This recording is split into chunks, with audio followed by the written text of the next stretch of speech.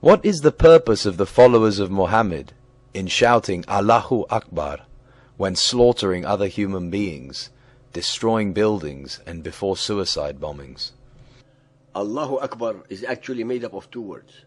Allah, which was the name of the supreme rock god of the pagan Quraysh, Muhammad's tribe, and Akbar, which in Arabic can mean bigger, greater, larger, superior, older, or senior. This is contrary to the assertions by mostly Arabic-speaking ignoramus people that it means greatest, because in Arabic, greatest is al-Akbar. That is, the adjective must be preceded by the two letters al. This is the cry of glorification, called takbir. That is, the glorification of Allah, asserting that Allah is greater.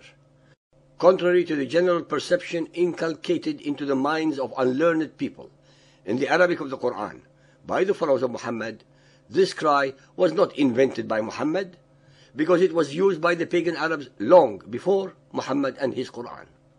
In Ibn Ishaq's Sirat Rasulullah, or Muhammad's biography, pages 62 to 63, titled The Digging of Zamzam, tells us inter alia, while Abdul Muttalib was sleeping in the Hijr, he was ordered in a vision to dig Zamzam.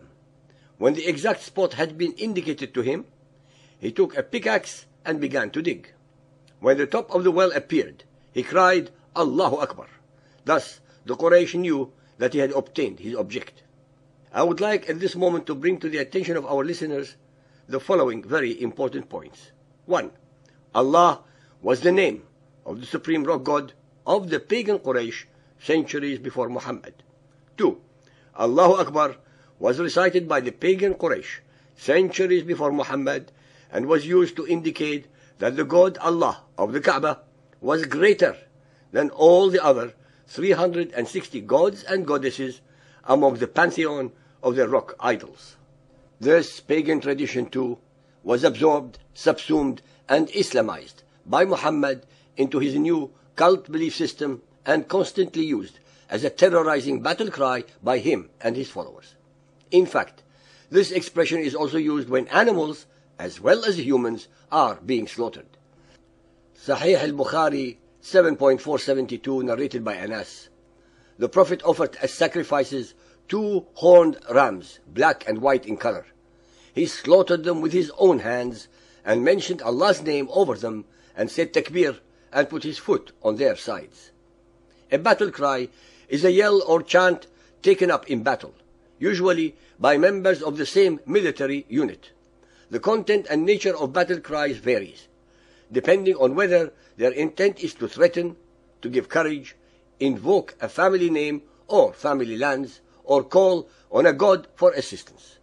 These cries can serve many purposes, including inspiring those otherwise inclined to stay back, terrifying the enemy, promoting a sense of unity, as well as communicating to allies that they have support.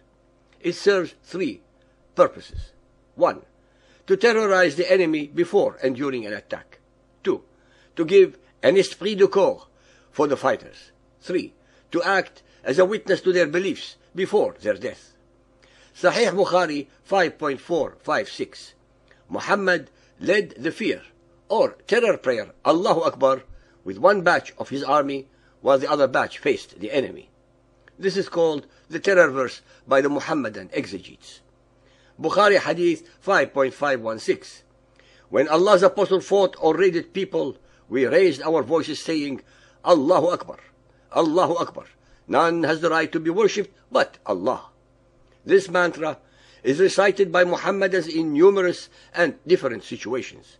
For example, when they are happy or wish to express approval, when an animal is butchered in a halal fashion, when they want to praise a speaker, in times of extreme stress or euphoria, before attacking an enemy or even when slaughtering an enemy.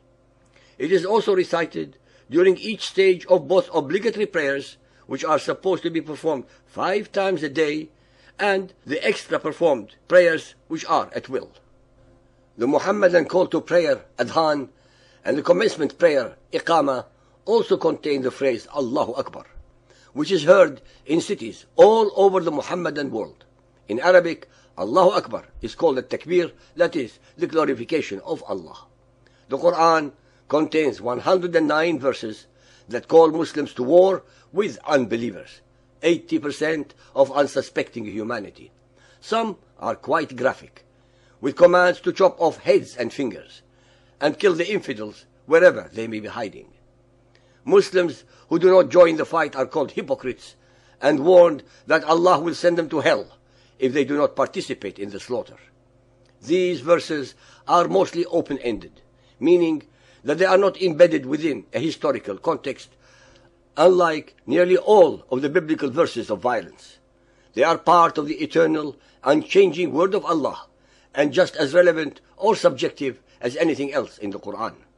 Unfortunately, there are very few verses of tolerance and peace to abrogate or even balance out the many that call for non-believers to be fought and subdued until they either accept humiliation, convert to Islam, or are killed. This proclivity towards violence and Muhammad's own martial tradition have resulted in a trail of blood and millions of bodies across world history. In conclusion, in fact and in reality, the expression Allahu Akbar was to assert that Allah, the name of the supreme rock god of the Quraysh, was greater than all of the other 360 stone or rock gods and goddesses in the Kaaba. It is an expression of relativity. Ladies and gentlemen, so-called believers and unbelievers, the people did not hijack the cult of Muhammad and Islam. It is the cult of Muhammad and Islam that has hijacked the people. 1400 years later, in the 21st century, the modern followers of Muhammad use exactly the same terror verse as they slaughter, bomb, hijack, and blow unarmed and innocent civilians all over the globe, and make sure that the medium of television is there to have the whole world as witness to their mind-boggling barbarity and cowardice.